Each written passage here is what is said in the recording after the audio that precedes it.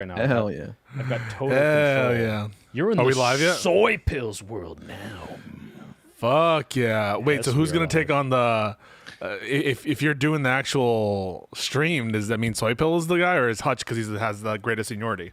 Dude, Hutch Soy has the Pill, I greatest feel like he's got the riz, man. not that I want to pass the buck. If you guys want me to do it, I'll do it. But. I think you have a very strong lead that you're going to take on this next topic, but I can lead into it because what we're going to do first here is we're going to talk about this chorus story, right? So I think you've got a lot of opinions on this, Hutch, and I'll let you lead the discussion, but I will introduce. Guys, hello, everyone. This is Lib and Learn, -1. Josiah is quitting Lib and Learn forever. He's never coming back. No, he is taking Labor Day off. I'm sure he's spending time with his family or, receiving some sort of dark money deal and reworking it. So he can't be here today, but I am temporary guest hosting, even though I'm also a co-host. So technically I'm always a host. But with us, as always, as every single episode, are Pisco, Hutch, and IRI. Welcome, everybody.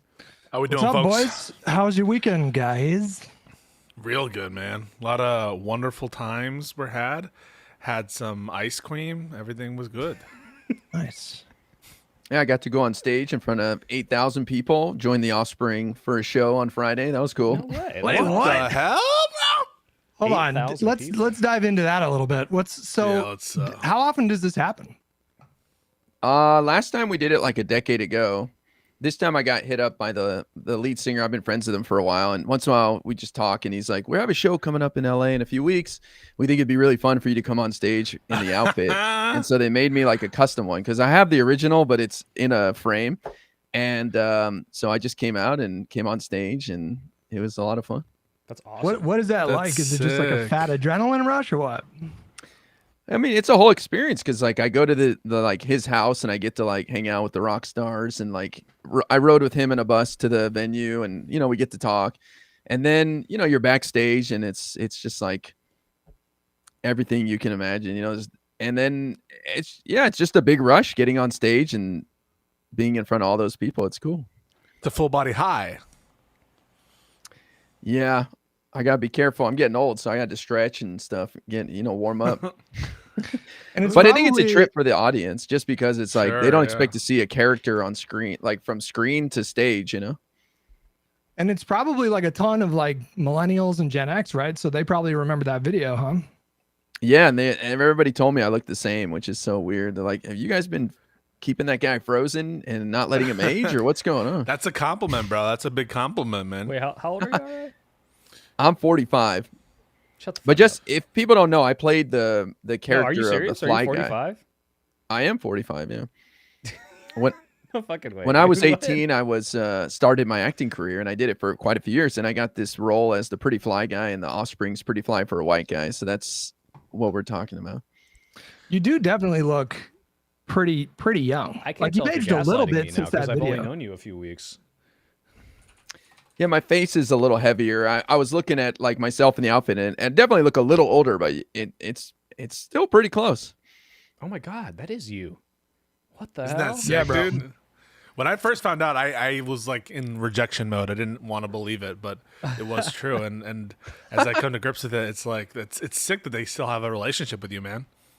Can I share this? Yeah, on I screen? really Let's cherish see it this. because I'm a fan of the band, and I always was, and so it's just cool to This be able is- to hang out with them. Yeah, look at this. This is IRI. yo. Hell yeah. Look at it, bro. I genuinely didn't believe you. I didn't think I was like, you look like you're like 32. That's wild. You look No, I really- thought he was just trolling making too. that That's- shit up. Yeah, I thought he was fully trolling the first time he told me that, and then I looked it up on stream. I was like, Well, "What so did the I, but fuck?" Yeah. Yeah, it's the crazy. hell? Awesome. All right, boys. Well, that was fun, man.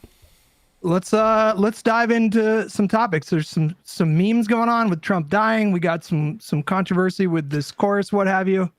Yeah, I mean, let's do the chorus thing first, because I think you're gonna have a lot to say about it, Hutch.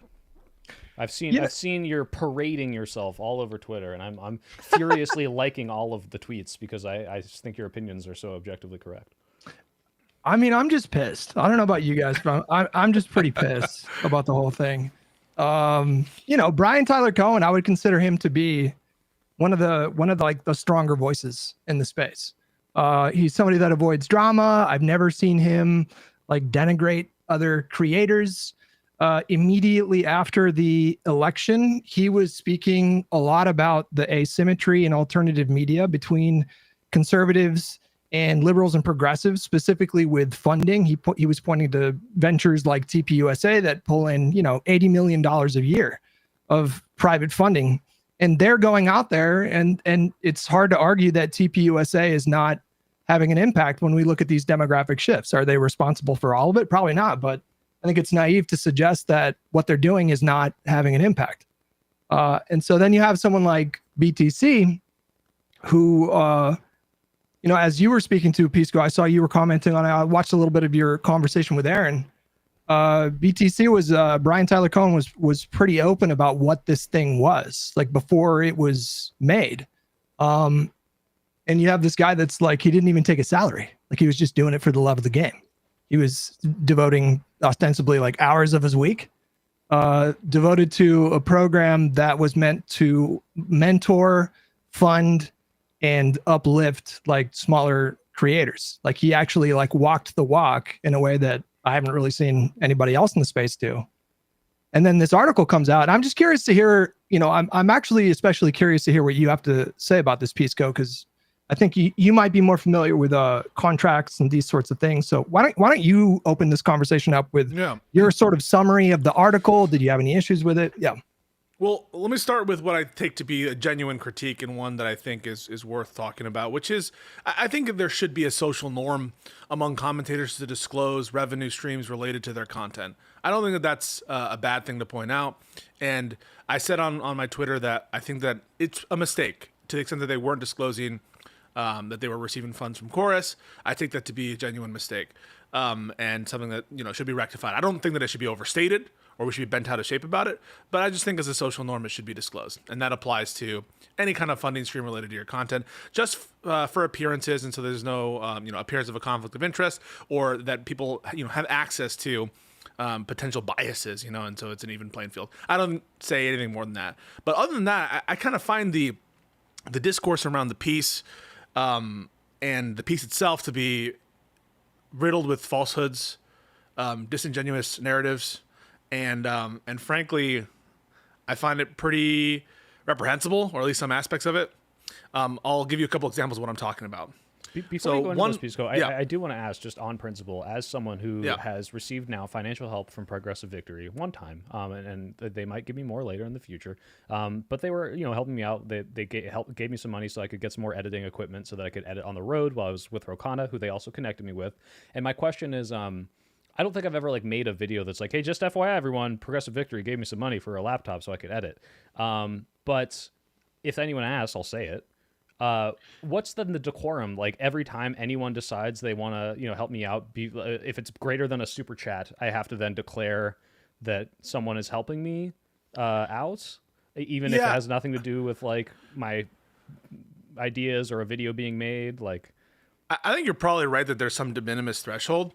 But I think that in the main, this is not something that you're going to disagree with, other than maybe some de minimis programs or some one-off super chats where there's not an expectation of return obligations, right? A super chat is like a donation, and the money is sent before there can be a return obligation. But a contract, which this is a contract, is bilateral, and there are obligations that are being put forth and expectations from the other side as well. And so, I would maybe put some de minimis threshold, but I don't think in general you'd have a disagree with the social norm. Like, so I'll just ask you directly, if I were being paid by Breaking Points for my appearances, don't you think that that's something I should disclose? If I had financial relationships with Breaking Points, or hell, with fucking The Culture or with Tim Pool, don't you think that's, as a social norm, that's something that I should disclose?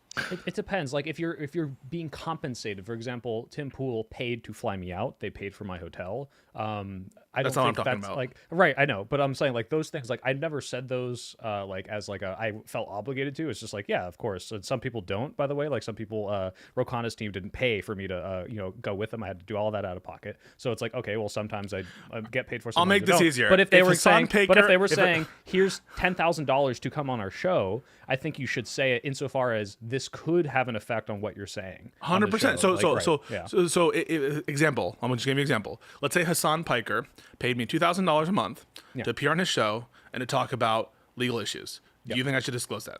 Yeah, I would say so. Yeah. Okay. And if Hassan Piker was doing some kind of incubator program where he was, getting up and comer lefty people and training them up and saying these are the good messaging, you would also say as a social norm that should be disclosed, correct? Yeah, that makes sense to me. Okay, so it sounds like, and I want to know if there's any disagreement on this panel, to the extent that Taylor Lorenz's critique, and we're going to eviscerate Taylor Lorenz's article in a second, so don't be worried about that. To the extent, and only to the extent that Taylor Lorenz's critique is, these people should have disclosed their income streams. I think everyone here, related to their content, again, putting forth like the de minimis limits, whatever you want to say those thresholds are, but I think $8,000 a month, to the extent that some content creators were getting that, passes that. Do we all agree that that is something that should be disclosed? I mean, I think like the general rule of thumb is probably to like err on the side of caution and like over disclose. Like you can't get in trouble for doing that. Because I think the problem here is like the appearance of the potential for like corrupt influence or something like that. You were talking to IRI. What do you think? I say no. I'm sorry. I understand that it's for the greater good, but is it absolutely necessary? No, I don't think so. And I don't think, why should it change anything for people to disclose? What if there's a guy who comes in my channel and donates $1,000 a month? Should I disclose that?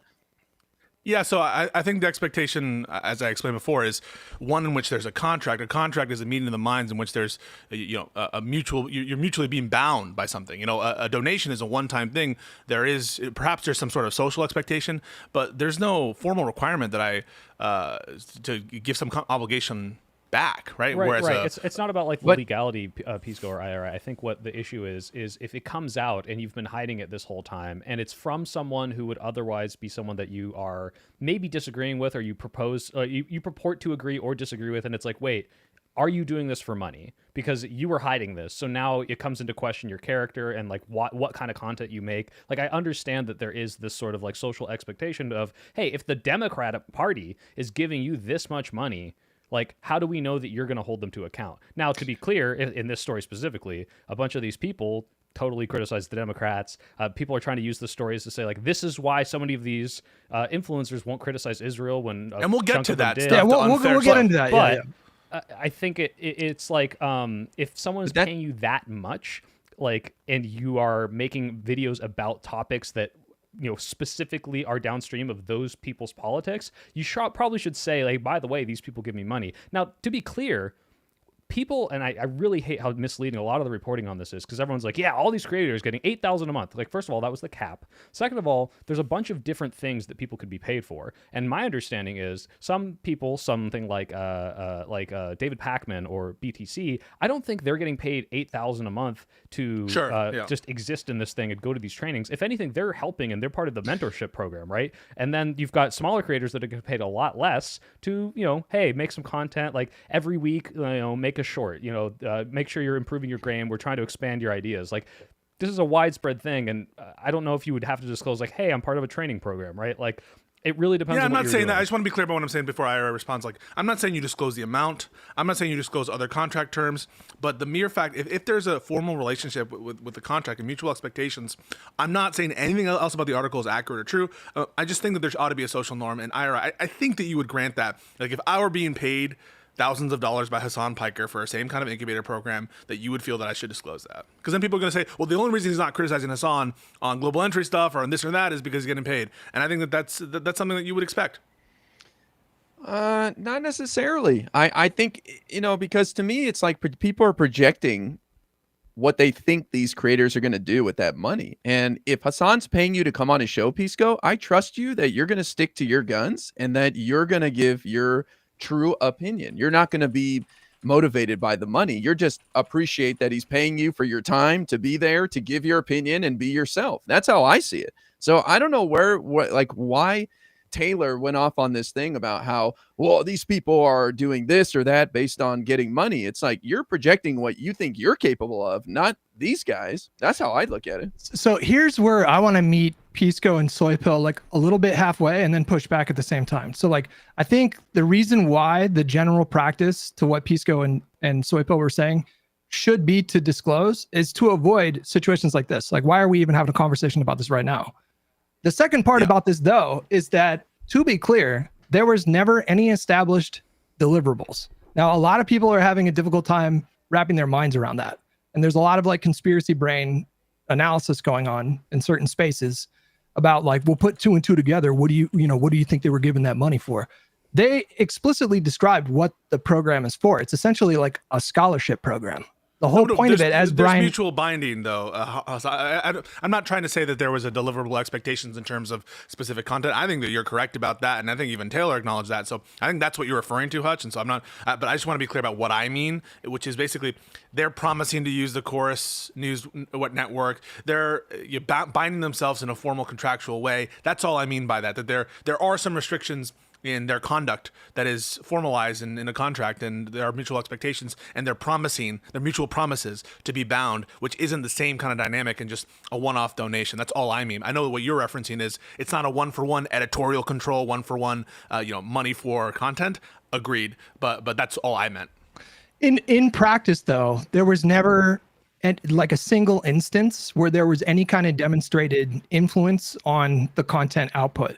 I think like. So just to put a finer point on it, anytime there's like deliverables. So like if this group hired these or onboarded these smaller creators into the program and then, gave them instructions about like what topics to cover and these sorts of things, in that instance, you would be legally obligated to disclose. In this particular arrangement, there is no legal obligation. Now, that being said, like I said, I think it probably should. If I was in the program, I think I probably would have said something. And to be clear, it doesn't look like not would you, should you, not would you, should people disclose? Well, that's why we're having this conversation. I mean, I can see kind of both angles of this. Like, there's no, I think you're correct to point that the general best practice would be to disclose, just to avoid this kind of conversation.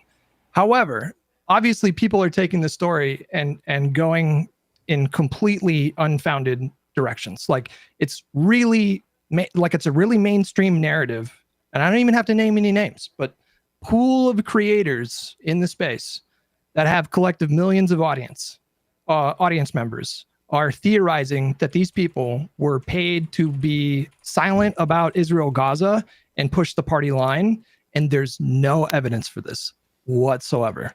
So that's something maybe we can unpack a little bit more. IRI, you wanted to continue there?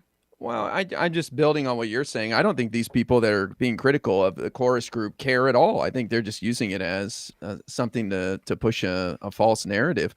But where do you draw the line? What if you're banging somebody who's of a different political leaning, right? What if I'm banging a conservative? Do I have to reveal that to you guys? Because maybe I'm not being as harsh on MAGA because I'm banging some hot MAGA chick now. I mean, like, where do you draw the line on this stuff? This is a funny example, but I unironically think that if you have a message and an idea that every time you're talking about how MAGA is this like baseless, immoral movement, and then it comes out that you've been keeping secret, that you associate deeply with a specific MAGA person and are okay with that, and it goes against kind of what your values are, yeah, I would think that would be a similar thing in the same way that a lot of these left and lib left people probably say they want money out of politics, and this, if you don't really look too deep on what is actually happening, you just see, oh, they had money in politics here, they're getting paid to say things, looks a lot worse, and that's why I do think the article is a lot more misleading than people are letting on, because that's not really what's happening. It's not like it's like, here's 10 grand, kid, now go say Biden is cool and hip, like that's not what was going on. It was, hey, we want to promote these creators, we're going to give you money to, establish yourself more. Now, the only thing that I have seen is there was like, hey, if you're going to interact with or comment on a politician or topic using our money specifically, run it by us first. Not you can't do it. Just, hey, if I'm going to give you 10 grand because I'm trying to promote left-wing creators, and then out of nowhere you use my 10 grand to go do like some tour where you talk shit about every single DNC and say they're all awful and subvert exactly the reason this money was that could be campaign for. finance related compliance too. So about it 100% is. Yeah. It 100% is. Yeah. Because these are non-taxable entities, and so electioneering communications, there's restrictions on specific electioneering communication. That doesn't mean any ideological communication. I see some confusion there. So I think some of these contractual provisions range from being characterized completely wrongly in the sense that like they're there for compliance purposes, or being subject to the direct usage of the funds, which I think is totally fine, and everyone understands the brand and reputational risks associated with like your funds being used in a smear ad against something that the Chorus is like not opposed to, and then or being like totally misconstrued in the case of the disclosure provision. So I agreed with you on the characterization there, but I do want to address what IRI said head on, which is this kind of like, where does it end, the disclosure stuff? I think that there are absolutely some personal relationships, perhaps, that in context would be the kind of thing that you should disclose for sure. If you take a certain position, for example, like let's say that you take a position that, all illegal immigrants should be deported, and then all of a sudden, you're having sex with an illegal immigrant, or you're one of these people who is against gay people and think that gay marriage should be outlawed, and you're not disclosing the fact that you in fact are having sex with a gay person and you are gay yourself. I think that there are certain situations, I can't define them all in which maybe disclosure would make sense, but just because I can't put a fine line on where exactly the disclosure is required. But that's making the perfect the enemy of the good, and saying just because I can't define the contours perfectly around what should be disclosed, that therefore we should never have any disclosure ever. And I think that when we're dealing with this kind of thing, money, the exchange of money, that is like in the core of what people expect for disclosure. They expect it for FARA when it's like some foreign money coming in at bare minimum. And I think a social norm for money changing hands in political commentary domestically, that should be expected. Well, again, what does it do though?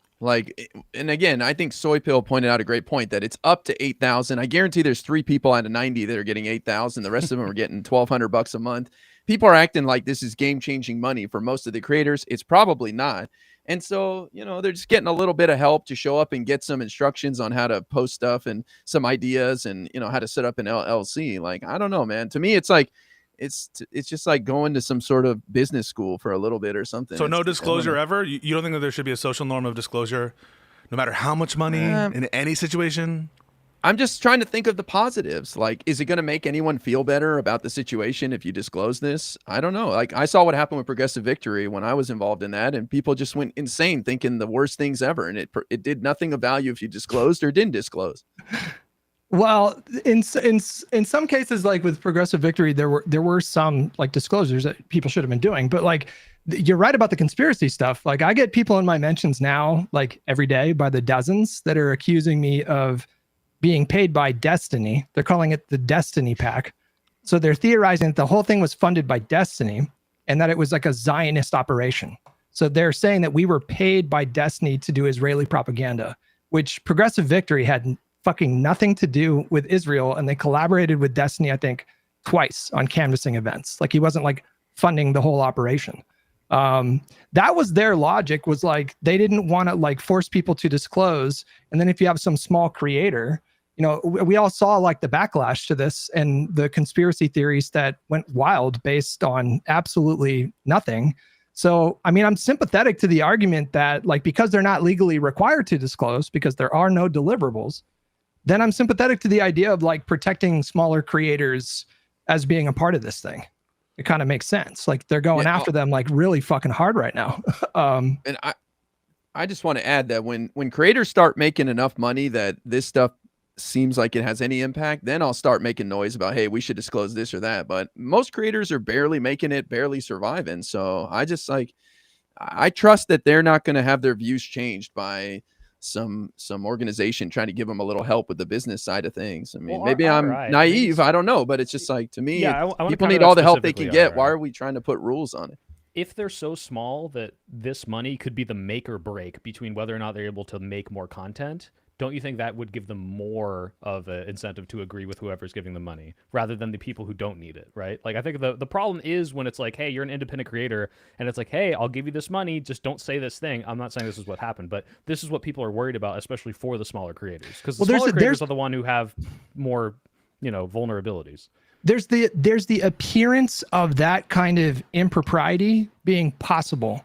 But that should lead people to think like, okay, well, we have the names of, what was it, like, I don't know, 12 to 15 people that were either named in the article or came out afterwards. Like, there's plenty of content on their feeds to sort of browse through.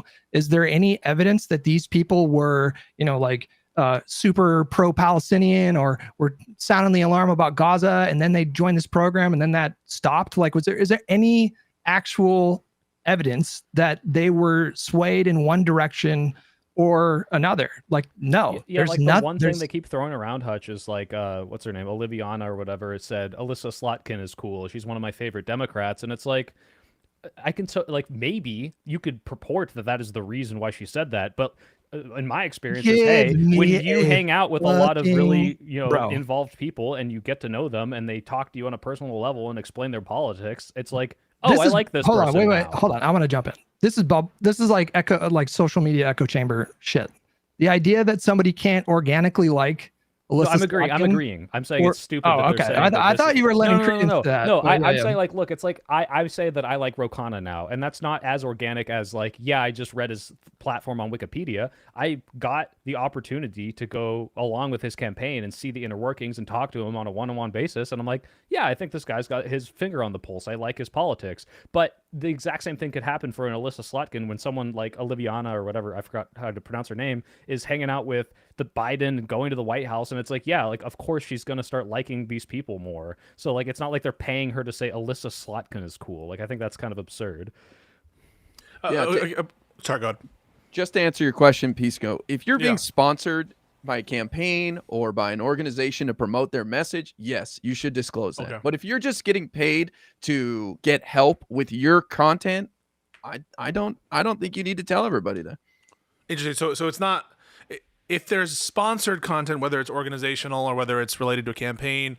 So it's the link between the specific content and what you're And the producing as a deliverables. product and the deliverable. there's That's where the deliverable. disclosure. Okay. Yeah, Yeah, and so it's deliverable. you're legally obligated to in that spot. If there's any Well, kind of deliverable, you have to disclose that. I'm not sure about that. I know that there's like consumer financial stuff you have disclosures and things you have to put like ads and shit. But I don't know how much I can stretch this, guys. Like, if I'm getting paid for like an influencer like incubator by Daily Wire, and they're paying me $8,000 a month to give, and I have that financial relationship. I think, again, I'm not saying there's some legal imposition. I'm not even saying we should get all bent out of shape about it and like not support Chorus anymore because of this mistake. I think it is a mistake. I'm just saying, like, I think I should disclose that, man. I mean, that's a lot of money, and I think that the audience has a right to know. And then when I say right to know, I don't mean legal right to know, but that it's good for lib content creators and for us generally in the media space to be upfront about that stuff, and then people can like judge for themselves whether they trust IRI or Pisco or Hutch, given that financial relationship. But it's the same kind of shit I think that we would look when we look at the Trump administration. Do you trust Trump to be impartial when he gets the Qatari airplane, or when all these people are sending him basically legalized bribe to the crypto stuff, in some cases illegal stuff? No, I mean, we all understand that money's a little different, and how money influences people, that there's a potential for bias there, and I'm totally fine saying that there should be a social norm in disclosing that. If it bears on content at all or relates to content at all, I can't define the exact scope of when that turns into a mandated disclosure ethically, but I just think that there's some duty there. But Pisco, you maybe buried the lead a little bit there by saying it was a mistake. What didn't they disclose? Did they not disclose their part of Chorus? Did Chorus I not think say they they give them a disclosed- stipend? Like, I don't know for each creator.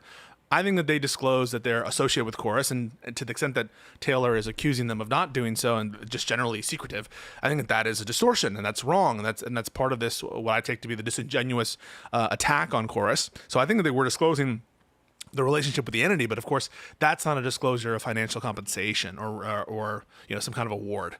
And so I do think that there's an additional obligation specifically to disclose that you're making money, and there might have even, I haven't seen a denial of this, contractual language to the effect of you're not allowed to disclose that you're part of the program or getting money. Again, not the same thing as being forbidden from being told about the association, or sorry, from telling about the association with Chorus itself. But I do think that there's, again, I don't want to spend so much time focusing on it because I think that this should be an easy thing to agree on. Maybe not, that you should disclose that you're getting paid additionally to the associational relationship. Well, let's dive into the particulars of the article that we take issue with. I'll kick off. Like the most egregious thing in that article for me was actually in the subheading. In the subheading, she said essentially that these creators were paid to toe the party line. Like that was the thing that I felt was the most disingenuous and malicious aspect of that reporting, because, you know, she might say she was looking at the contract, you know, she reached out to various creators and I don't think any of them agreed to speak with her before this. Now, she had written an article previously and some of these creators had expressed kind of shock with the way that she was framing things before. So I'm really not really sure why they didn't want to speak with her or give her any kind of comment. But if she would have looked into, like, I know there's like 90 creators, but it's like your job. If she would have like looked into these creators' feeds, she would have seen that there were many of these creators were not keeping it a secret. And there were plenty of creators that were speaking out against the Democratic Party and Israel specifically. There was one creator where it was like so intense. Like there was one creator, I can't remember her name, but she was, basically featured on the page too. Yeah, right? she was featured on their website, and she basically was like calling the Democratic Party like complicit in genocide. And if this was really a program that was meant to incentivize people with a wink, wink, nudge, nudge to just like push the party line, there's no explainable, no plausible reason why someone like her would have been not only in the program, but as Soypill said, her face was on the website. Like she was featured on the website. I'm curious, what were some of your problems with the article, everybody on the panel? Well, I think just in principle, it seems like the narrative that people are taking away from it is, like you said, something that's not true, which is people were being paid to say things that they wouldn't otherwise say, or being tailored in their content and restricted in ways that would otherwise kind of suggest impropriety. And I have yet to see evidence of that. I have yet to see this kind of like, this person changed their opinion. This person was not allowed to make content on this. That's the thing that I think would really upset me. I think Taylor has since kind of clarified, or maybe, I don't know if you want to call it a walk back, but on Twitter said it's about not saying that you got money from 1630, which is like the fund that paid Chorus to then pay, who then paid these stipends to these creators. But I don't even know if these creators know anything about 1630. They just know they signed up with Chorus to make stuff. So it's like, why do they have to then look at who's funding the nonprofit? Like, why do, like, that part to me is just like not on the creators at all. If you want to criticize Chorus for not disclosing that, maybe, but like, yeah, I just don't see like what the ultimate like thing anyone is really supposed to be mad about, considering there's so many programs like this. And as far as I can tell, no one is saying any lies or tailoring their message. But it does seem like it's part of this narrative of, hey, the Democratic Party lost 2024 because they wouldn't be critical of Gaza. They don't have their finger on the pulse. They don't know how to do influencer ground game. They're struggling now to find the Joe Rogan of the left. They're spending $20 million to like reach out to young men. And this is just another story that fits into that narrative of, yeah, and they're dumping all this money in to secretly fund creators to say what they want to spread their message because they're not authentic. And that's why I think it's resonating with the Taylor Lorenz and Hassan crowd, but it doesn't really fit. I don't think it's checks out. I think it's just nothing. I just want to react to just one comment that I'm seeing from Bad Enchilada, who says Hutch is a moron. Hold on, what does it say? It keeps going. Hutch is a moron. God damn it, it keeps moving. He's pointing to someone on the margins to prove Chorus doesn't obviously have an agenda. Here's the issue with that. If this program was meant to incentivize people to toe the party line, there is no way that you can explain her being in this program. And it wasn't just her. There were like 2 or 3 other creators out of the 12 or 13 that we know of that were outspoken on Gaza, that were critical of the Democratic Party. So how do you explain that? Like, Yeah, I've heard some people say, oh, it was so they could have like a token, like pro-Palestinian person for appearances. But like, then what's the point? What is the point of that? Like, who are they trying to like? Yeah, who are they trying to assuage in terms of their secret conspiracy goes so deep. It's like, we'll have this agenda that we'll promote, we'll spread it everywhere, but we'll also spread the complete opposite with some of our top creators, just so no one suspects that we're spreading the opposite message. It's like, okay, or the more likely explanation is there weren't restrictions on whether or not you could criticize Gaza, and a lot of people that they're more willing to give money to might already align with their message. Like, you can call that manufactured consent, but it just makes sense that more of these people that are Democrats are just in general going to be less likely to criticize Democrats when they want to criticize not only the people that are about to win an election or the people in power right now. Like, I don't know. Like, yeah, it's such Occam's razor does not say, oh yeah, they had the secret token pro-Palestine people. It's very strange. I want to respond real quick to the the notion of some of the things we disagreed with. But I did see also, I'm getting one guy in the chat, this comparison to tenant media. I think it's different for several reasons. One is I think that there is a very big important distinction here that the funders, the ultimate funders here, and turned out being Russian government agents, which matters both legally and I think ethically here. And two, I do think that there's a self-standing obligation on behalf of creators to make sure that there's no that their money is coming from some legitimate source. In the case of Tenet, you had like Edward Gregorian, you had evidence that some of the creators there were like aware of how suspicious this was, and there was a one-to-one sort of connection between this Edward Gregorian figure and themselves. And it's not like 1630 Fund, which has like a Wikipedia page and people know what it is, and it's been funding things generally in the country. It's a dark money organization, quote unquote dark money organization, but it's generally known about. And I think that in terms of due diligence, the kind of oversights by someone like Dave Rubin aren't the same oversights, or not even oversights here. So I just think it's a choice about whether or not categorically you think that these kinds of organizations are off the table when it comes to left-wing groups. And that's one of the things that I think IRI mentioned. Certainly I know that Hutch has been waving this flag about is, do some of the critics really have a problem with the setup? Put aside the disclosure, do you really have a problem if this was an incubator funded by a 501c4 or where 501c4 money was being channeled through it?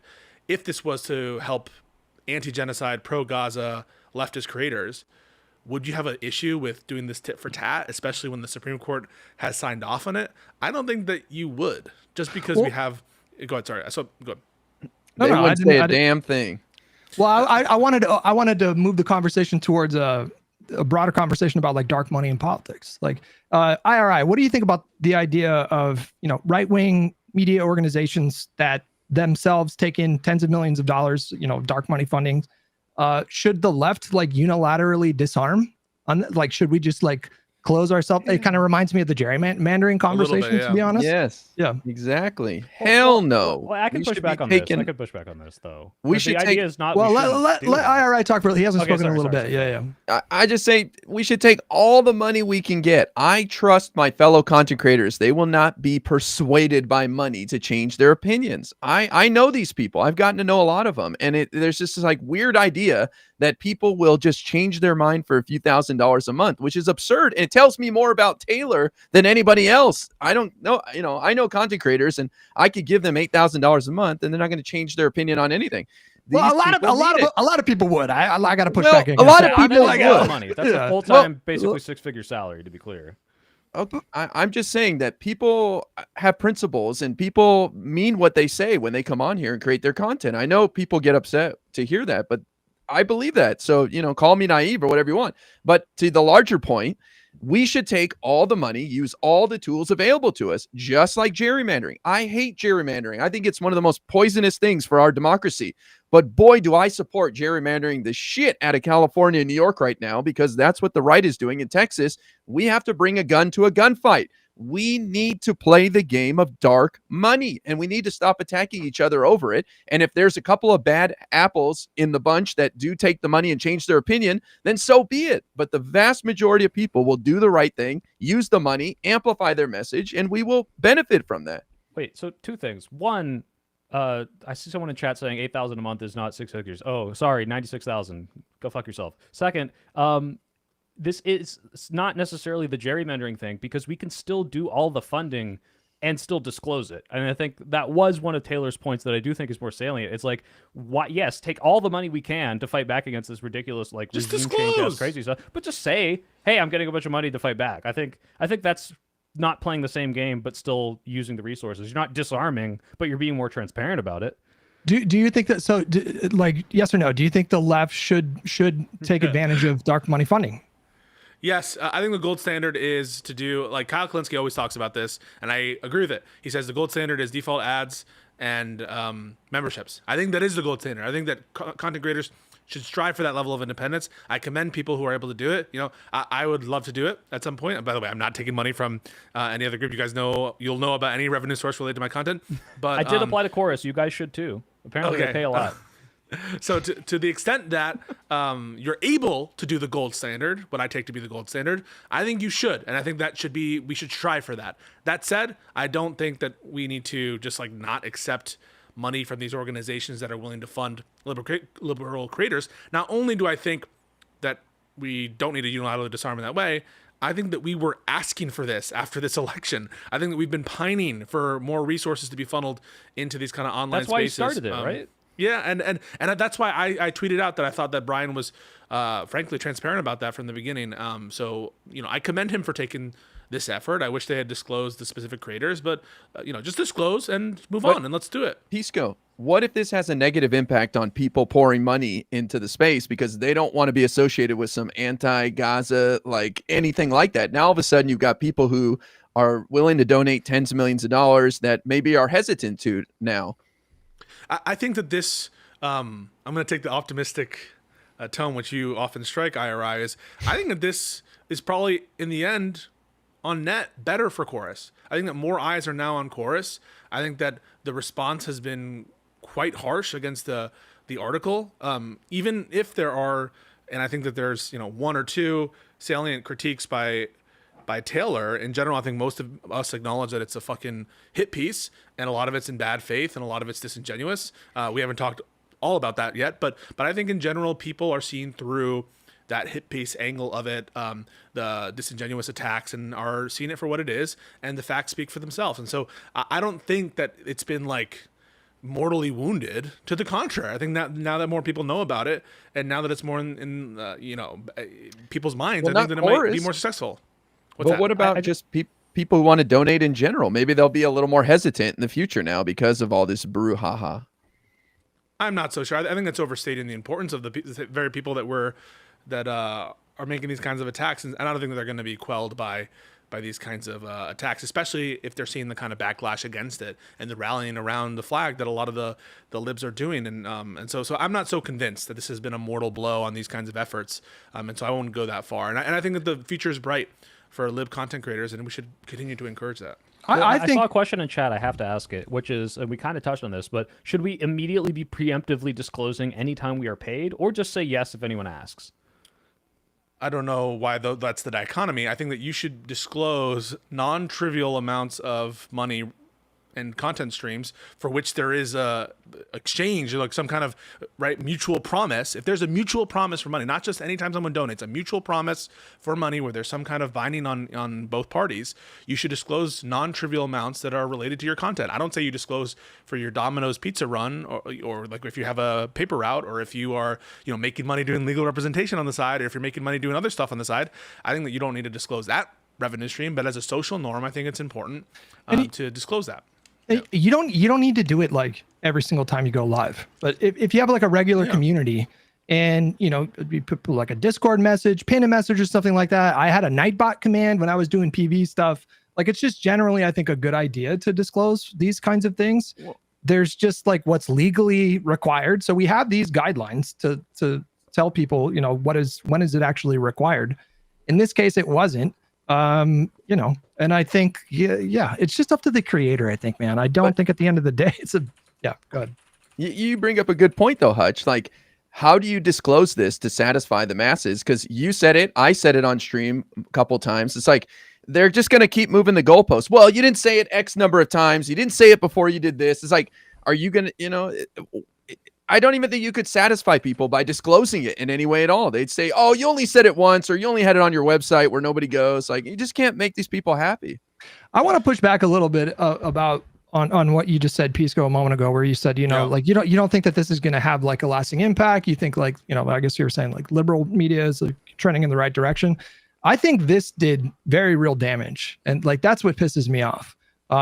Because if you go in Brian's mentions, if you go in Pacman's mentions, if you look at their YouTube comments, it is a deluge of conspiracy brain rot nonsense, promulgated in bad faith, maliciously by enormous creators. That's the kind of stuff that doesn't really like go away. Like, I would be shocked if a year from now, Brian wasn't still seeing comments accusing him of being an Israeli propagandist. And there's no accountability mechanism for this whatsoever. Like, these people in that space pounced on this story as quickly as they possibly could to push this narrative that liberal media and liberals in media are all super corrupt and they all work for the man in the system and they're all running cover for Israel. They're the like virtuous truth tellers that are, speaking truth to power, and they're just doing it for the love of the game and all this shit. And it's in service of this narrative. And then once we saw all these responses that were thoroughly refuting some of the central premises in that article, these people doubled down. Like they didn't incorporate any of the new information into their analysis. They kept pushing it. I reacted to a Hassan stream where he was watching the responses, but literally not even paying attention. He was looking at his own chat. And so they would say stuff like, Chorus had no say on what we were saying. Like there was no influence. We made our own appointments with politicians and did our own interviews, and that they had no creative kind of like input on what we were doing. And then he would pause the video and start talking about how the Democratic Party was paying influencers to push the party line. Yeah, like that has tremendous like lasting damage. And it hurts more coming from the multimillionaire who, like, I wish I had half that much money. And that motherfucker has never been. Sorry, God. My hope is, and my intuition is, that this will cause more eyes to be seen on Chorus, and that regardless of, I think that there are real costs imposed by this kind of coverage, no doubt, is that they'll come out ahead here, and that the backlash against the article, which has been fierce, it's not just been the case that we've seen overwhelmingly negative responses here. I think that there's been overwhelmingly negative responses to Taylor as well, and I think for good reason, because I think that this is, frankly, there are a lot of dishonest aspects of the article, and certainly of the post-article narrative, including on Taylor's interview with Glenn Greenwald, among other. That's wild moments. that she's talking with him too, because he's like so discredited, like MAGA brained, like anti like pro Gen 6, like totally grifted hard, and the fact that she's going on him, like she shit on her so hard. I remember specifically their beef, and I took Taylor's side in that beef, and he has totally lambasted her, and so in a very kind of, I think, a very slimy way, Greenwald, who I don't like, and Taylor, who I don't like, had her on, and I think Taylor rightly called him out for his, like, oh, our favorite journalist, a very valuable member, and so yeah, I think that it's a little bit slimy, some of these characters, but I just want to be clear about something. It's my intuition that Chorus will come out ahead. It's my hope. I will try to make it so that I'm at least spreading the narrative that I think is true, which is that they should have disclosed, but put everything else is bullshit and frankly not worth your time in terms of the disingenuousness. But yeah, no. I guess I can't prove that to you, Hutch, but I recognize that some of these content creators are irresponsible. No, I think so. I think your critique has been like very fair. I think you have a reasonable take when it comes to disclosure, and I think your analysis so far has been appropriately critical of Taylor Lorenz. But IRI, looked like you wanted to talk. I support what Pisco said. I think this is a huge advertising campaign for Chorus. I can't imagine how many people requested to sign up saying, holy shit, I can actually make some money and promote my content and use their resources. I think it's been great for Chorus. I think for money pouring into the space, I'm concerned that people might be hesitant to be dragged into this. And I think also the missing story here is that Taylor is like projecting what she would do if she got money, because how else could you come up with this weird scenario? Because there's no evidence of anyone changing their opinions in any way. And it pisses me off because people like Olivia are being called out for supporting Alyssa Slotkin. I think back in May, she tweeted out, I really like Alyssa Slotkin. They're like, of course she does. This is why, because she was paid by Chorus. Look at all the signs behind me. People have been questioning me for years. You don't like Biden. No way. You can't like these people. I do. And I'm not paid to say that. So it undermines all of the support that people like me and Olivia have for these candidates that other people might disagree with. Wait, IRI, close your eyes. Okay. Who is the person in the top right of your screen? What's her name? Her name? Yeah. It would be your left. Your left, but the top right of your camera. It's the green one. That's also Brooks. Yeah, okay. There you go. Right. He's not a grifter. Wait, I want to respond to something though, IRI, because like I hear you. I love your positivity, and I love that you respect, and I think that you do respect your fellow content creator.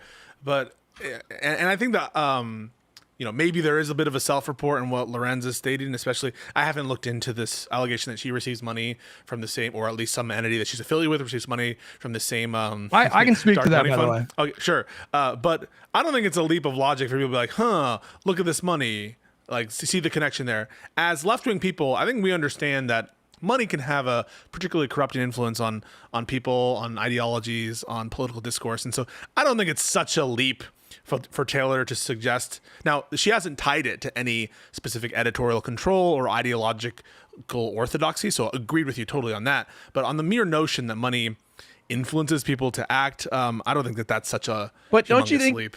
Don't you think she should have to at least be able to point to something, even just she can't connect the dots, just something, anything at all to make these absolutely. accusations? That's like Absolutely. Hutch is cheating on his chick without and the not solid even evidence, it's just, hey, isn't this kind of weird? And then you have a 60-paragraph article about that. It's like, well, maybe, but like, did anything happen? And that's why the article is like kind of a little bit misleading and a little bit more like attacky and hit piecey, because there isn't a direct connection that she can point to and say, this is why it's bad. But to be clear, IRI, $100,000 a year will absolutely, even if it's not being paying someone to change their opinion, they're going to feel obligated to at least align with the people giving them $100,000, especially if they're small.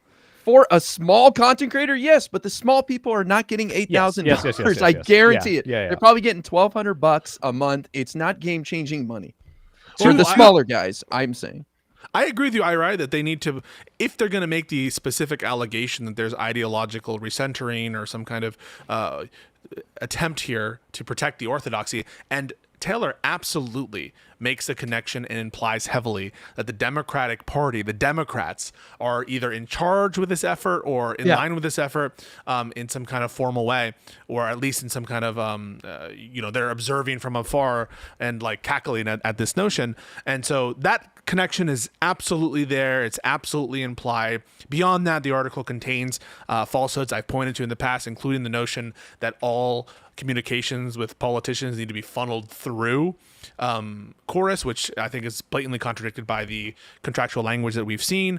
It makes other kind of implications related to basically this all being done in totally secrecy, totally behind closed doors, when I think that there's a mixed record here in terms of the specific disclosure of the content creators receiving the money. But in terms of Chorus's overall mission, I think that they've been transparent about that. It's not like they were hiding. So in general, I agree with you that they haven't made the connection for the specific allegations in the community, which are that this is all an effort from the DNC to protect Israel. And that is one of these accusations going around. Well, Taylor is smart. Like, she's not a stupid person. And Wired are, they have their own legal team that clears these kinds of things. So she framed things in such a way that it was like a dog whistle. So like, she didn't come out and say that they were being paid to not talk about Israel, but then she said in a tweet when she was talking about it, there's about 90 people in the program and most of them are centristy types that aren't really talking about Israel too much. So boom, that gives like the lefty space room to start throwing those accusations out, right?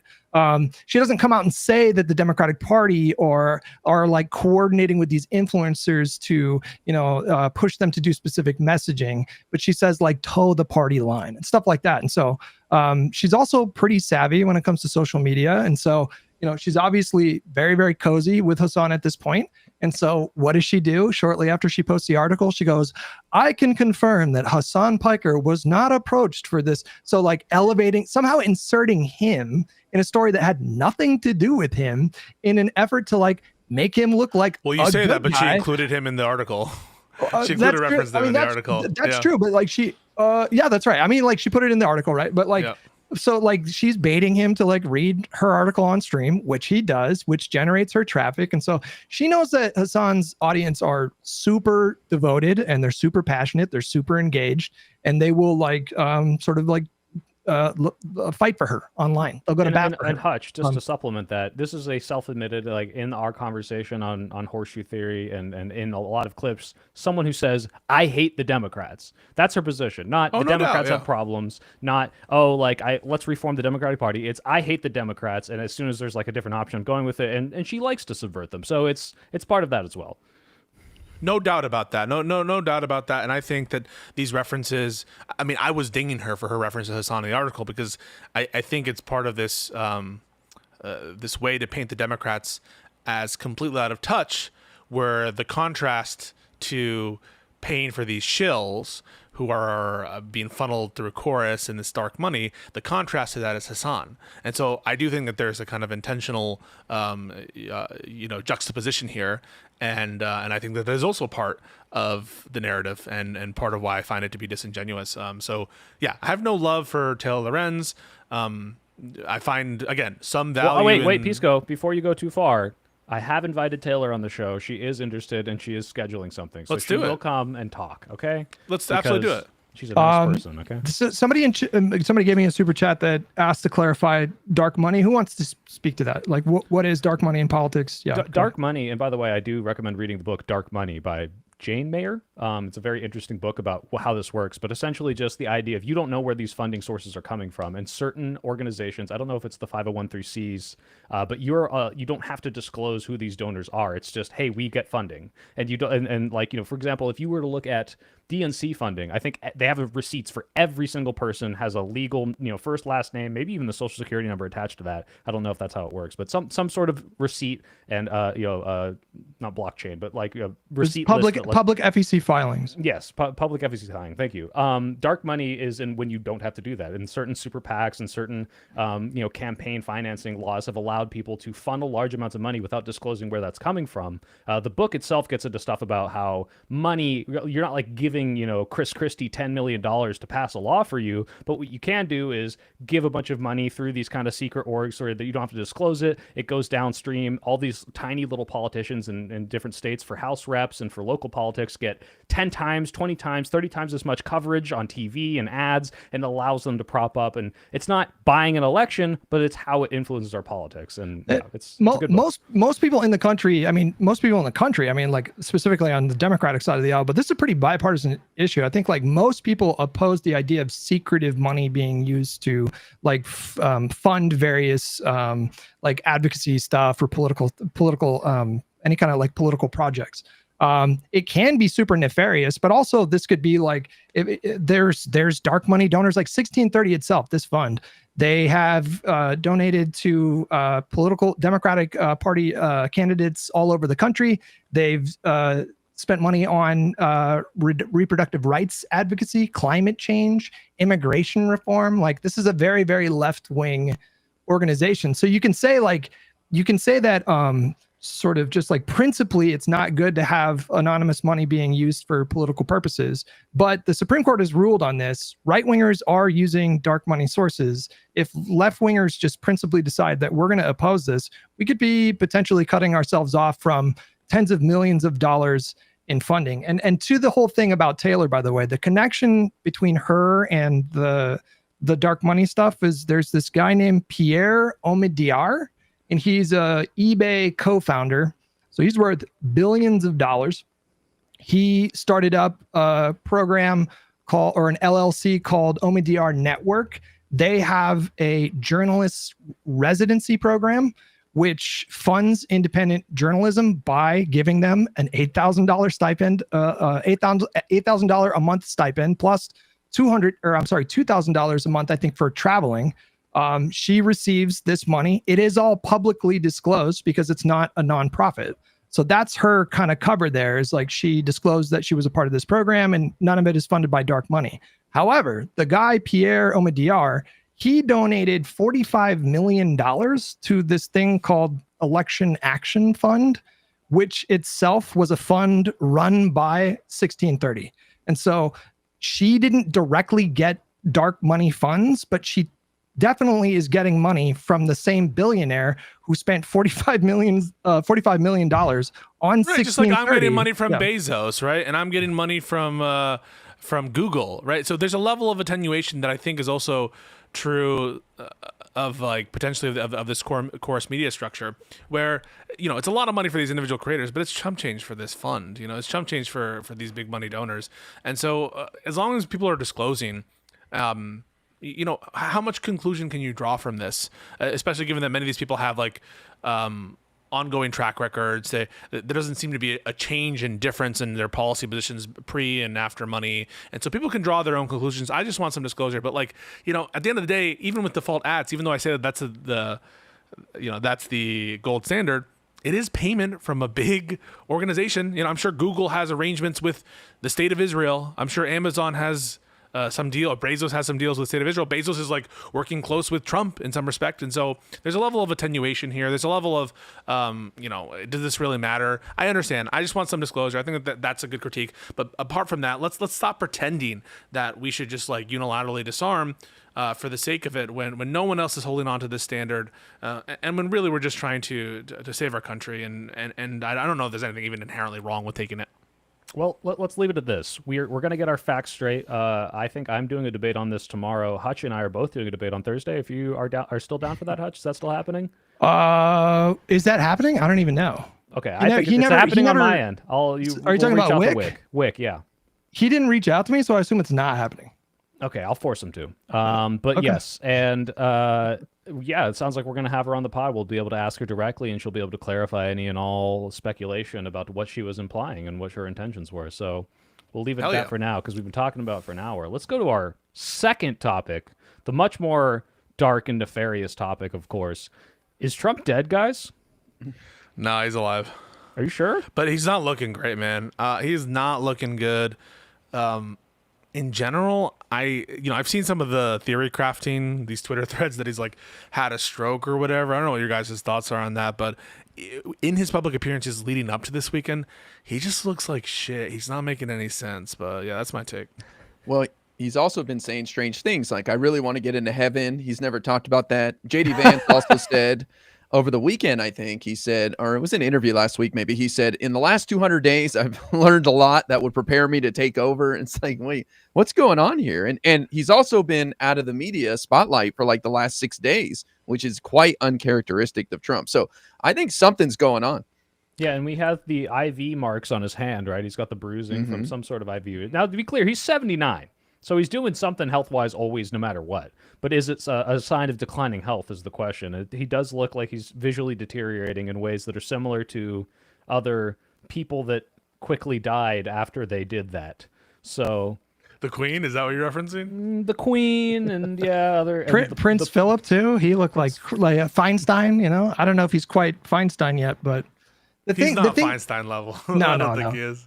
The thing about Trump, though, is that he is the eternal narcissist. And so this guy is never going to not want to be on camera. So I think we are inevitably barreling towards a moment like McCain had it during that one Senate subcommittee hearing where he just completely spaced out when he was questioning Comey. And then it was revealed shortly after that he had some kind of a brain tumor. McConnell spaced out. Yeah, McConnell completely froze. There was that other guy. Mueller is in the fucking Parkinson's home or whatever.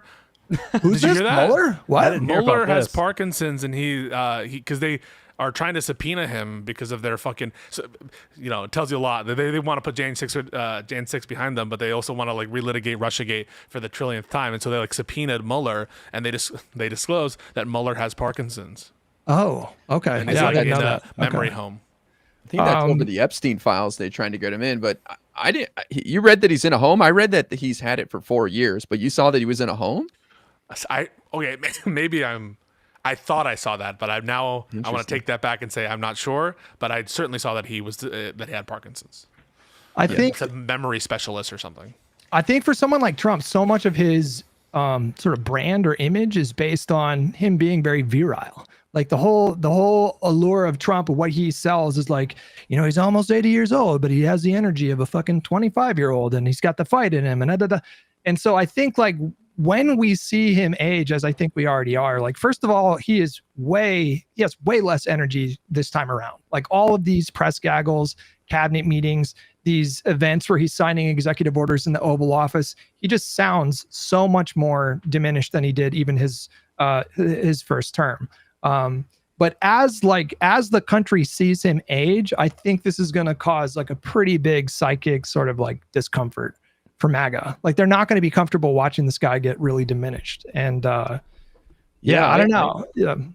I hope he hangs on for the next 3.5 years because I want to see him lose his mind. I want to wake up one morning and read that Trump was found watering the White House lawn in his tidy whities at 2 a.m. Nice. Just Well, we already losing had it. that. He was kind of like pacing on the roof. Someone speculated Yes. that was kind of like a dementia episode, right? Like you took the wrong door or something. Nothing will ever beat Joe Biden walking into the Amazon rainforest. After that. Oh, come on. Well, all right, I That's know a you're, cheap like, fake, okay? you're Cheap slightly- fake. So Ira, you're slightly joking about the like, oh, I want to see him decline, but I think there's a very actually beneficial piece to like deconstructing MAGA as a base, watching this lionized, hyper-masculine figure, the thing that fascism relies on, deteriorate into a pathetic, weak being will unironically cause them to move away from this in ways that like we've never seen based on any of the fucked up shit he's done. None of the January 6th stuff, none of the accusations of sexual misconduct, none of that is going to do it. But what will is watching him look like a loser. Unironically, I think will break up the base. And I think that'll be good. So don't die, Trump. Stay alive as long as possible. We love you. How did you guys like figure out what was going on? Because was this on Friday night, by the way, or was it Saturday? Friday or Saturday, yeah. I think Whatever, it was whatever the Friday night. night, yeah. Yeah, so like it turned into, I think it started as a meme, but then all of a sudden I think everybody started taking it seriously. It was like when Trump got COVID the first time, or the Trump got COVID that first term and he went to Walter Reed or whatever. And, it was a vibe on social media then. But like, I had no context for what was happening. I opened up Twitter and do you guys know the account Vanilla Opinions? Yep. Like they constantly troll and they got me, bro. Cause it was like, they did like a fake, I don't know, New York Times post or something like that saying They that he fully had got died. you? They fully got you? Fully got me. I was like, oh my no, fucking, dude. and then I start scrolling. I'm Wow. like, wait, and it took me like a minute of scrolling to figure out like, wait a second, like what is this a meme? Is everybody same memeing right thing now? happened to me, Hutch. I was looking, I was like, okay, they're just fucking around and they're just speculating. And what's her name? Onion Person posted a video. I didn't see the date on the video, but it was when they were wheeling like a dead body out of the White House, and someone had taken like some back alley footage of it. And I was like, oh my god, it's happening! But it was from 2023. I was so upset. Like there was 10 seconds of bliss in my head where I was like, it happened, but. Oh, you think that's wrong? You think it's wrong to wish that the president... Now, we're not saying we wish that someone do something to the president. You think it's wrong to wish that the president dies? I am so fucking tired. I had a debate with one of those Jubilee fascists last week, and he was like, you're being mean. You're not letting us into jobs, and you're swearing, and I'm like, buddy, you want to like kick all of my friends out of the country and put me in a camp? And it's like, oh, like, yeah, I know I want to put you in alligator Alcatraz and deport your whole family and oppress you and do like destroy your life and kill trans people, blah, blah, blah, blah, blah.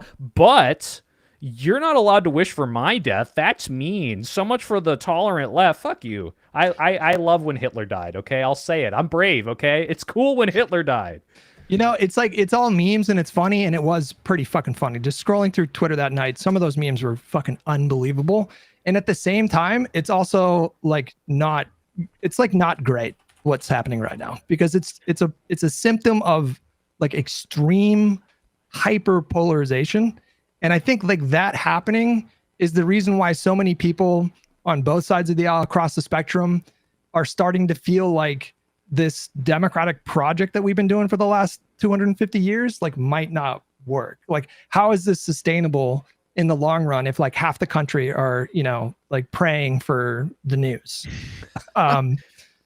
Yeah. Well, I think Trump is a unique figure. I think we'll regulate social media in the future. A lot of this stuff is astroturf, so it gets to the top. The truth doesn't go viral nowadays. I never thought he died, though. I just thought maybe he had a stroke and they're kind of hiding it from us or something like that. And I still think something like that might be the case, because it is very uncharacteristic for him to be out of the press's spotlight for a week. I mean, what is happening? What's going on? Meanwhile, Giuliani gets in a fucking crash and breaks his back. Oh, Something's going on. No, that story was crazy though, because he was saying his that- initial story. Yeah, tell him about it. Well, I don't know. There was a follow-up. Like the initial story was that he witnessed some domestic violence, and so he. Oh, Yes, you guys speak to it, because I don't. I read it's about like it. Weird. Yeah, their official statement was like he witnessed a victim of domestic violence, like waited around on for the side police of to the come. road. on the side of the road. Yeah, he pulled over. He was a passenger in a car. Supposedly, he pulled over, seeing some sort of domestic dispute, and he settled it like a hero. Got back in his car, and somebody rear-ended him, and his car and that car went into the medium. There were no charges filed. So I don't know. Maybe he was smacking some girl around on the side of the road, and his car got hit. You Hold think on. maybe Rudy was smacking someone, and he's Yeah. like the cause. He's a of creep. the Remember, he's domestic- playing pocket pool in that one movie or whatever with the young chick in the And room. Borat 2? Yeah. Borat 2, Oh, subsequent boy. movie film. That was yeah. crazy. Oh, sorry. I know this is bad etiquette, but like I'm getting a little stun locked in chat here because I said that the country was hyper polarized, and then somebody said Hutch the centrist, always willing to move further right.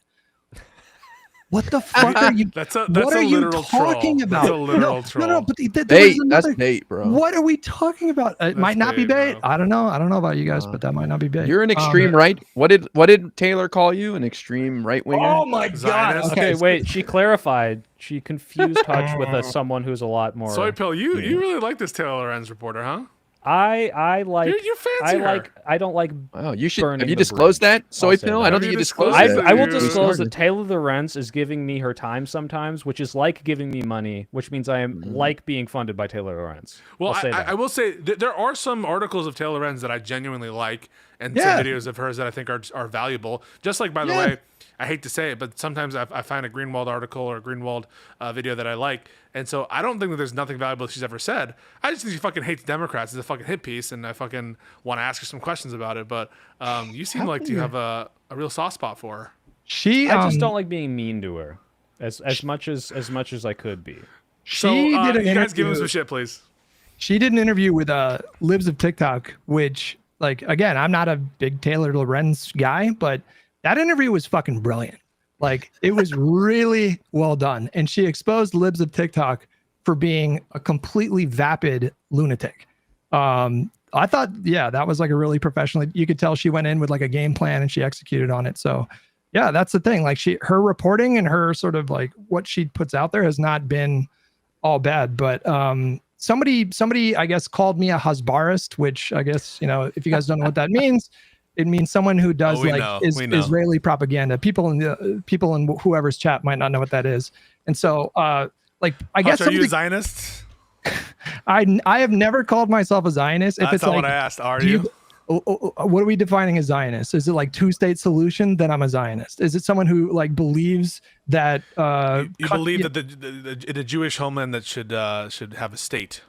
I gave this like The Jewish long state. reply. She kept on Yeah, I asking me. saw She's like, your "Are you reply a was Zionist?" really good, Hutch. I retweeted that. I was like, this is pretty much my position on it. If you call this a Zionist, like, what the fuck is the threshold then? Like, Well, it's just like that word it, like can mean so many different things to so many different people. Because if you ask like a bunch of like people in like lefty spaces what Zionist means, it means they're like an ultra defender of Israel. ContraPoint said it could just mean somebody who believes in a two-state solution.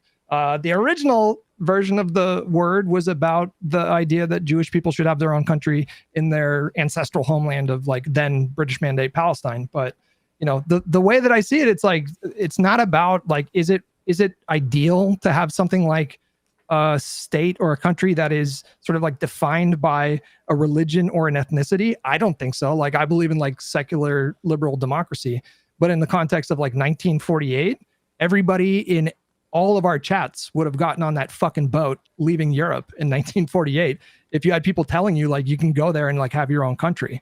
And none of that makes like what happened to Palestinians okay. So it's like a really complicated thing. I don't know if we wanted to get like sidetracked by this, but yeah. okay. And also, it's my turn to really quickly get triggered by chat before we move on from Taylor Lorenz. People are like, "Oh, you give Taylor a pass, but not Tolly." To be clear, the reason I even have Taylor Lorenz's number is because I tried to do a podcast with her where I was like, "All right, I'll treat you a lot nicer than I treated Tim Pool," but the entirety of this podcast is me saying, "I think you're insane for calling Democrats eugenicist, and your COVID takes are fucking wild, and your video was completely unhinged." And then she like got really upset at me because I used the word hypochondriac. That's apparently her trigger word. Like my eugenicist is mine. And then past that, I'm like, well, I don't like making people cry or be upset, so I'm gonna try my best not to completely burn this bridge with this person who has an incredibly large audience, who is not mean to me. So that was is a like, completely "You're different cute, story. but I hate your COVID takes."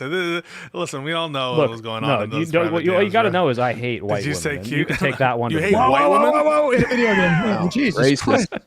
Racism. TOS. I don't know if you guys saw, but there's a potential executive order coming from Trump that's very abundance pilled. Did you see this? Nope. No. Yeah, dude. He's talking about declaring a housing emergency to basically do a massive deregulatory agenda through executive order to incentivize the production of houses. See, For the this is the development of houses. problem Yeah. because I think that there's people take from the abundance book or whatever the narrative, the abundance book, people that just blanket deregulation is a good idea.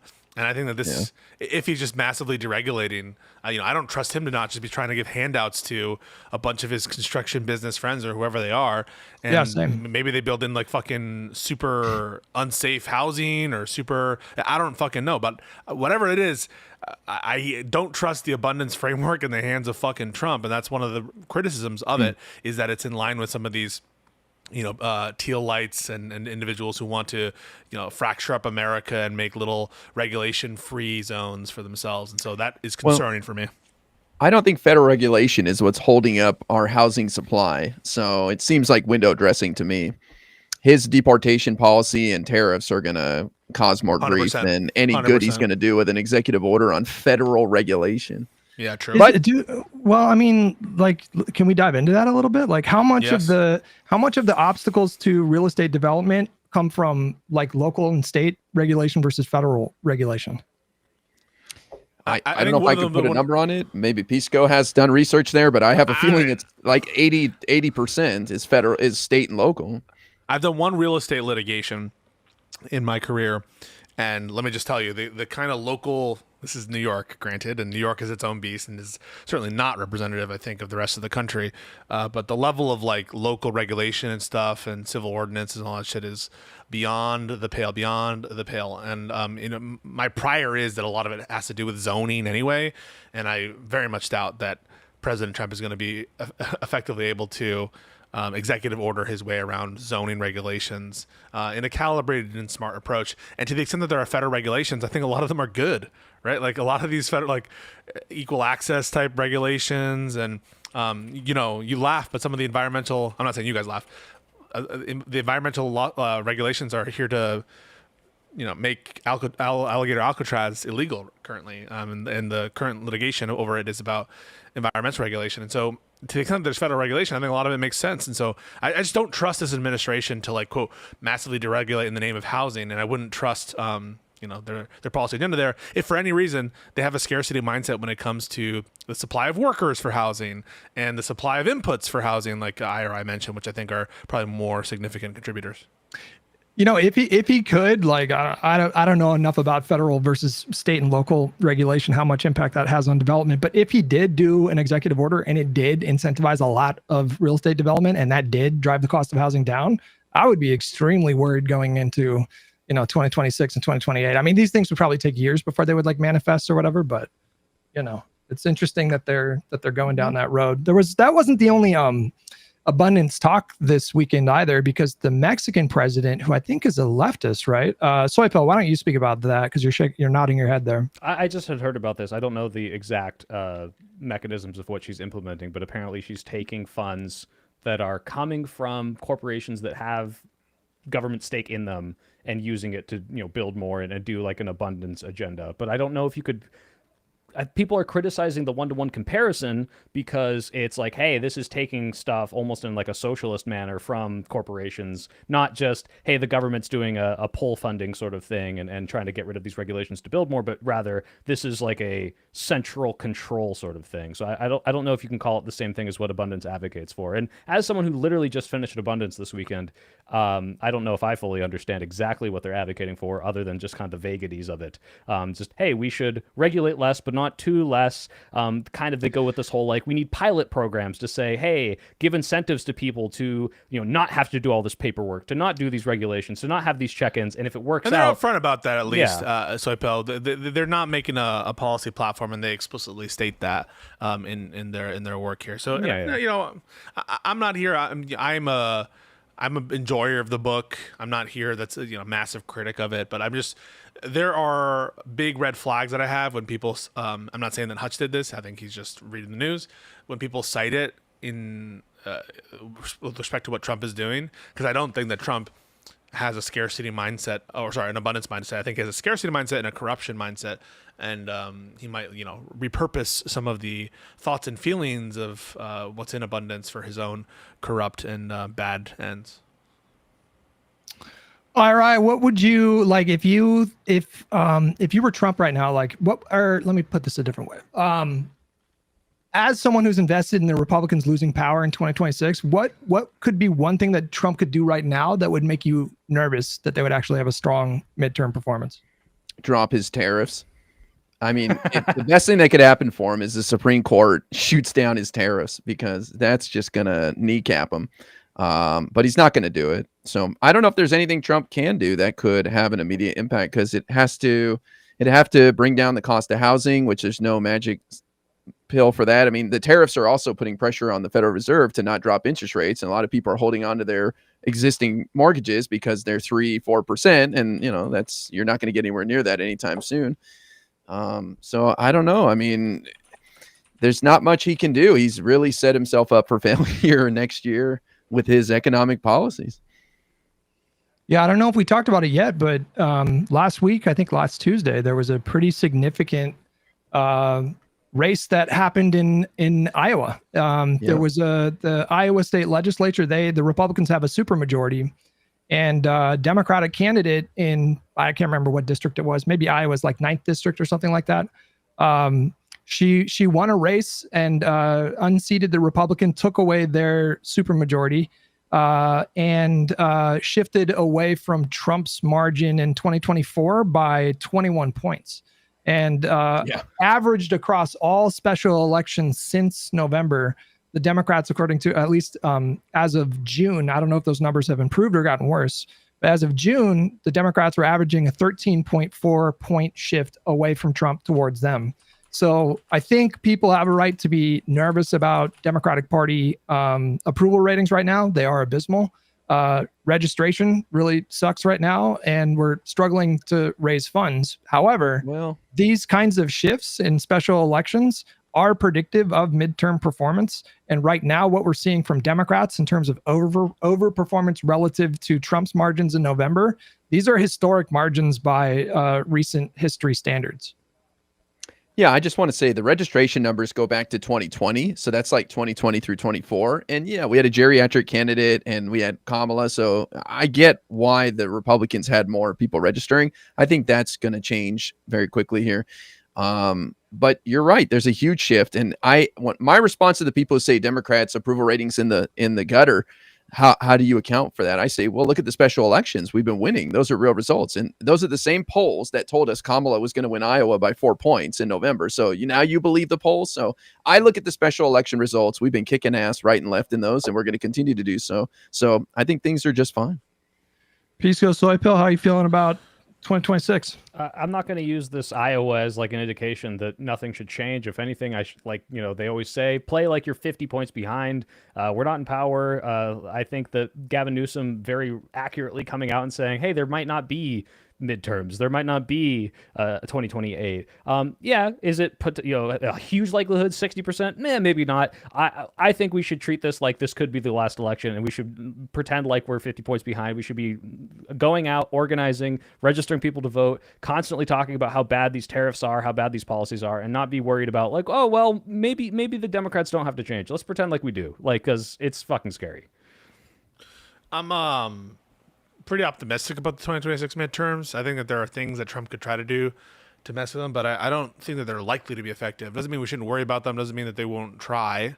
I think people should be aware, and I think it's good that Gavin Newsom and other governors, frankly, like Pritzker today, I took a look during my stream at what Pritzker is saying about the National Guard deployment and potential ramifications on democracy. I think that these are all very important things to worry about. But I'm more optimistic, I think, than the average like doomer-pilled lib about his prospects of actually succeeding at fucking with the election in 2026. And I think if Democrats are able to snatch the House, that's humongous. And so yeah, that's my position. Well, go ahead and can we talk about the ability to fuck with, by the way? Because they want to ban mail-in voting. They're talking about executive order voter ID. They're putting ICE at polling stations, and like all of those individually like are going to have massive bad effects on Democratic voter turnout. And to be clear on the ICE one, I'm not saying illegal immigrants vote. I'm saying that if you put that there and you have people who have undocumented family, they're going to have a chilling effect, worried about whether or not that's going to identify their families at these polling stations. Mail-in voting, I think 30% of people do it now, or 30% of voters or something crazy. Yes. So if you're banning that, like that's going to get rid of a whole huge swath of people. You can't ban it, though. Yeah, I don't think he's going to be able to ban it. I think hopefully even some not. of these deployments. He's going to depress turnout for his own base with mail-in voting by attacking it. Like, that's all he's going to do with that. But I'm not worried. I understand your concerns, Soy Pill, but it's going to be too big to rig, man. People are going to be pissed with the one big beautiful bill's impact and the tariffs and the federal workers being laid off. And we're going to have a government shutdown, guys, at the end of this month. So, like, the shit's about to get real bad. And I think people are going to take it out on the Republicans next year. I fucking love your optimism, by the way. Yeah, I hope so. Like you're unironically pilling me. You're injecting hopium directly into me. All right. Well, I think that he's right about if he starts attacking mail-in voting again, like he did in 2020, I think that they could have some issues in terms of banking in a bunch of votes before the election, which they were able to effectively do in 2024 because they totally shifted their strategy, and you really saw that. In addition, I don't think legally he's going to be able to do this, and I think the courts are going to stand up to him. On that front, I do think that they'll be effective in preventing, for example, an all-right mail-in voting ban. I think even certain state courts from potentially redder states will stand up to that. And I think that it'll be a bunch of pressure and may even provoke Democrats to come out in greater numbers. I'm not so sure they're going to be cowed by the notion of ICE being there. I think that there'll be widespread knowledge of that, and to the extent that it depresses in-person voting, again, I think that's to the Democrats' advantage. And in terms of like him literally stuffing ballots, I think that prospect, just like in general, I thought it was unlikely for Biden to be able to do in 2020 and the Democrats to rig the election in 2020 for the same kind of reasons. I think structurally it would be difficult for Trump to do it in 2024. The voter ID stuff is funny because we've had this kind of like what do we call it? Like we've had sort of like a demographic realignment along educational lines. And so now if they actually did do voter ID, there's actually a compelling argument to make that it would benefit Democrats because we're tending to be more educated, higher income, and you're going to be more likely to have a ID. I don't know. I've seen some. But it's like, what was the bill they passed recently? Was it the SAVE Act? I don't remember, but there was an exception in there that if you didn't have ID, you could submit a ballot anyways with whatever it's called. I forgot the term, but yeah, provisional ballot. So it's not as bad as people make it out to be, and I don't think it's the end of the world to have ID. Well, it's not about the end of the world. It's about if you look at the history of how they've tried to implement this, it's never like they do in Germany, where you do need an ID in Germany. And this is like literally the first thing I ever made a video on, so I'm kind of passionate about it. But this idea that like ID is bad is not really what Democrats are saying. I know you're not saying this. It's that, hey, if you're going to implement ID and you're not making it free and easy and widespread like they do in Europe, then you're preventing people who are lower income or don't have a good access to the DMV from voting. And specifically, they'll do it in ways like in South Carolina, where they're just like, hey, it looks like you surgically targeted black people and specifically chose IDs they didn't have so they wouldn't vote. So there needs to be like universal ID if you're going to pass it, and that's not what they want. They want to suppress Democratic voter turnout. So all right, we'll go ahead and wrap up soon. I want to close with one topic. Soy Pill, would you do me a favor and go to the guy? His name's Graham Plattner on Twitter. He's the Senate candidate in Maine. Yeah. Oh yeah. Now, I want to have a conversation about populism and about how it might just be necessary in this moment, even though I personally fucking hate it. But I wanted to show you he gave a speech recently, and it kind of gives you a sample of his kind of rhetoric. If you wanted to me on the Discord chat, there's several things here. Because right now I've got a guy playing guitar on his Twitter, so I don't want to show that to everyone. Yeah, I guess the question I want to ask you guys is do you think that the Democratic Party needs to adopt really explicitly populist rhetoric in order to win in 2026? I don't think it's a but for. I think it'll help. Like, I don't think it's Well- it's strictly speaking necessary, but I think it'll help to appeal to the common man and to try to do this kind of populist rhetoric. I think that the country, for better or worse, is in that kind of mood. And I think a lot of the successful politicians who've been able to buck some of even Newsom to some extent has pushed on this rhetoric. If you scroll down a little bit, Mhm. keep going. There, right there. This one? All right, we're playing Yeah. this. We need to bring the Democratic Party back to the party it was supposed to be. It is supposed to be a party of working people. It is supposed to be a party of unions. It is supposed to be a party of community organizations. It is supposed to be a party that fights for the downtrodden and the exploited. It is not supposed to be a party that supports the corporate interests that have always supported the Republican Party. The Democratic Party of today needs to change. But we need to change it. Nobody is coming down from on high to save us. We have to do this work ourselves.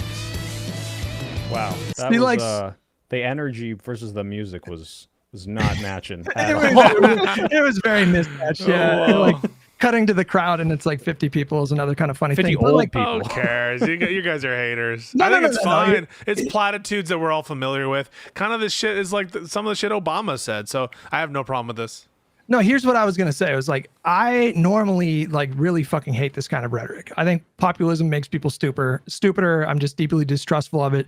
But that guy feels like he was built in a laboratory for like for this moment. For you know, Mainers. like I've kind of like accepted the fact that people like him might stand the best chance of beating someone like Susan Collins in Maine. And so, I might hate the rhetoric, but I respect that it might be necessary right now. And that's kind of what I wanted to ask. Like, IRI, Soy Pill, what do you guys think? Like, are you okay with people shitting on the Democratic Party and, doing that whole like reductivist sort of populist rhetoric that we see from people like Cenk, if it means a better chance of winning those seats? I think you got to be careful with it, right? Like I said, I think I mentioned, you can tell that Ro Khanna's doing this, and even Gavin Newsom's probably going to try it, where they're going to move away or distance themselves from the Democrats of the past while still maintaining the same Democratic platform, just by saying, hey, we need to focus on the economy. We haven't been doing that. We need to focus on the worker. And you can call that populist, but the policy itself isn't doing some weird like brain rotty thing. It's just, I'm changing the rhetoric that makes it appeals to more people. That is what it sounds like. It's more of a rhetorical change than a policy change, but I think that's fine. Yeah, I'm not a huge fan of populism. I think it undermines public trust in institutions and leads people to support an authoritarian figure. But he's running in Maine. Maine is kind of a independent place, right? They literally have an independent senator, and there's Jared Golden there, who's one of our more conservative Democrats. And so I think you do have to kind of take this position in a race like that, hey, I'm not part of that old Democratic Party. I'm independent, and I'm fighting for you. So I don't have a problem with people taking certain positions in certain races. It's kind of like Mamdani, which I know is a favorite topic around these parts. Mamdani is running for mayor of New York City. So he's going to say certain things that work in a race like that may not work in a state like Maine. So whatever this guy has to say to win, I'm all for it. Well, he's Wait, already do you endorse Mamdani? Yes or no? Yes or no? I think he's the best candidate out of the options, and I think he'll make a great mayor. That's a correct answer. There you go. I mean, speaking of Mamdani, I feel like we're seeing him pivot a little bit towards the center now that he's like moving towards the general. There was a clip of him this last week that was circulating, putting some distance between himself and DSA. I saw some DSA members on the timeline that were pretty pissed off about that. But do you guys think that that's the right move? Do you like seeing him do that? I don't really give a shit. I think he's gonna win. Say what he needed to win in this respect. He strikes me as someone who's much more principled, and there are some things that I would substantively want him to moderate on, including some of the rent-free stuff in terms of expanding it. There's some stuff. Yeah. By the way, Hutch, I'm not sure this guy's going to be the nominee, this Graham guy. He's one of the first out the door, but I have a feeling there's going to be some other names that get into the race that might actually end up with the nomination in the end. Maybe he's just, he's the first to throw his hat in the ring, and he is just really, I think, like properly coded for demographics like in Maine. Like he's just very kind of conventionally masculine. He's got this deep fucking voice, like he's ex-military, and he's running as a Democrat. And so like I feel like there's a lot of like potent sort of messaging there from him specifically. Well, I'll just say I think there's a lot of flavors to the Democratic Party, and I like to see all of them run their own independent races and do whatever they got to do to win. That's why I'm fine with people like Mamdani and people further to the left than me, and even people more conservative like Jared Golden. You do what you got to do to win. I don't like Jared Golden. I think that he's a little bit of a fucker. But You mentioned distancing themselves from the DSA, and I saw that recently the DSA has an official platform policy of dismantling USAID. Is that true? What the fuck? Wait, really? The DSA or the DSA? DSA is nuts. So I don't know. That was wild to me because I'm like, everyone's always like, hey, soy pill, like go help with the DSA, canvass with the DSA, and I'm like, look, if you're gonna be that brain rotty populist, I can't help you out. Like USAID is great, and like you're literally aligned with the Trump admin if you wanted to get rid of that. So, what did you say? So did the DSA adopt USAID? I said he's a fucker. Uncuts. They just had their Yes, they did. Yes, the U.S. government has significantly. Wait, no, that's not it. Yeah, I don't know about that, but the U.S. It might have been fake news. I just saw it some screenshot somewhere. So I mean, it makes sense because like soft power would be like a mechanism of imperialism, I suppose. Maybe that's why they would. I mean, they just had a vote on their platform recently where it was like a narrow vote. It was like 56-44, adopting anti-Zionism as a part of their platform. I was actually kind of shocked that it was almost 50-50. I thought it would have been like overwhelmingly in support of that measure, but that was pretty controversial. Right here, DSA.org, abolish USAID, Voice of America, NED. I disavow DSA. Get this bullet point off your. Says here's a cool trick. Watch this. Inspect element, bam, delete it. Gone. But wait, look at their reasoning. It had their reasoning there. What was the reasoning? It was because it's a cynically disguised capitalist control as aid in journalism. Yeah. Oh, cool. yeah. It's like the Saving starving life. African child, and the banana is about to reach his mouth, and he's like, "This is capitalism. Get it away." That's so cringe right there. Oh my god! Like you're saving lives, man. Like get out of here. All right, boys. Let's go ahead and wrap this up. What do you got going on this week? IRI, you go first. I don't have anything going on this week, but thank you for giving me an opportunity to promote something. No, nothing for me, nothing exciting. No just debating on TikTok, just That's taking something. on MAGA. Just baiting. Pisco, what's up? What are you doing? In about an hour, less than an hour, 9:30, where I'm going to talk with Ryan Mullally about some legal shit, and I think I'm talking to Drew Pavlou again this week. So stay tuned for that. Wait, what are you talking to Drew about? Immigration shit, probably. He's been. Is he a liberal? I see him post some really nasty kind of Indian, anti-Chinese stuff. It's kind of weird. He's kind of like had a conversation with Richard Spencer. Has never been the same. Wow. Huh. Yeah. Oh, Phil, you're doing some panel. Are you? Yeah, tomorrow I panel, guess I'm right? doing a debate. I thought Hutch, you were going to do it too. I saw you reached out. You said put me in, coach. But apparently, there's certain banned streamers you can't stream with on it. Can't co-stream with banned people. So why don't you just do YouTube exclusive? He really pushed you.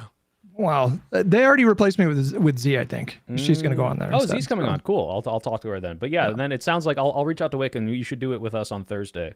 If he does a panel, if Wick does a panel on Thursday, I'm in for sure. But I do have to promote. I'm doing a Cars for Ukraine fundraiser. So if you like cars and you like Ukraine, there's a fundraiser in all of my YouTube description boxes, and also for the Unfuck America tour, which I'm now affiliated with, and they're not paying me, despite me wanting them to pay me. They are not paying me, but I would disclose it if they were. So, wait, so are you going to events with them? What are you doing with them? Not if no one gives me money, because I can't pay $900 every time we got to fly out and yell at Charlie Kirk. Although I'd pay $200 to yell at Charlie Kirk. So what are you doing with them? Well, I'm trying to get the fundraising. If you donate, it goes to being able to fund creators like me and other creators to fly out. It's part of this the fund, like to go and canvass, register people to vote, argue with Charlie Kirk, that sort of stuff. Gotcha. All right. Yep. I stream. I'm going to be streaming this week. The regular hours I'm starting a little bit earlier, 8:30 a.m. Pacific, and I usually go until like 1:30 p.m. Pacific, and that's going to be Sunday through Friday. And I don't know if I have anything else going on this week, but yeah, Good talking to you, boys. Thank you, boys. Stay cool. See you Enjoy the next rest week. of the week.